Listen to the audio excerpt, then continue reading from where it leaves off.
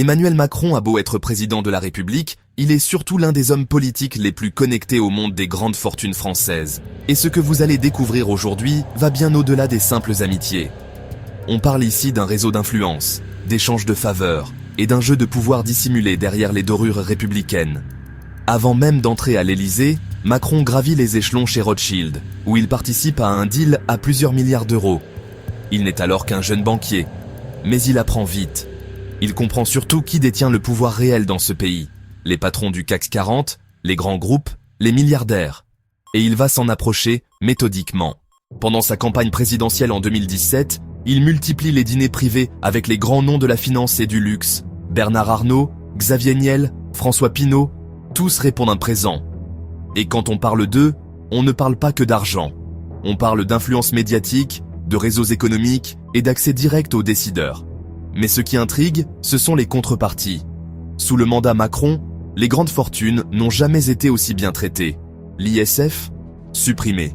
La flat tax, mise en place. Les aides à l'investissement, multipliées. Hasard ou stratégie?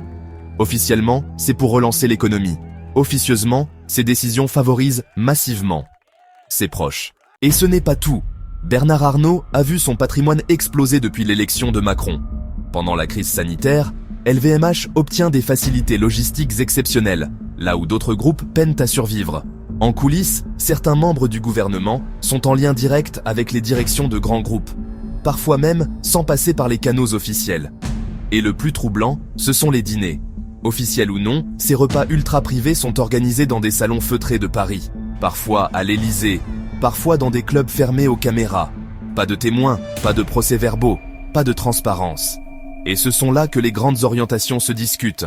Fiscalité, investissement, législation numérique.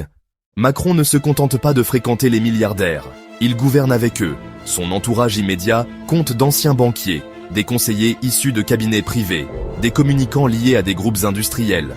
C'est une fusion entre le pouvoir politique et le capital, jamais vue à un tel niveau sous la VE République. Alors, faut-il s'en inquiéter? Est-ce que cette proximité est un simple pragmatisme présidentiel? Ou est-ce une collusion dangereuse pour la démocratie? Une chose est sûre, les décisions prises ne sont jamais neutres. Et derrière chaque réforme, chaque loi économique, il y a souvent des bénéficiaires très clairs. Et ils ne s'appellent ni Dupont, ni Durand.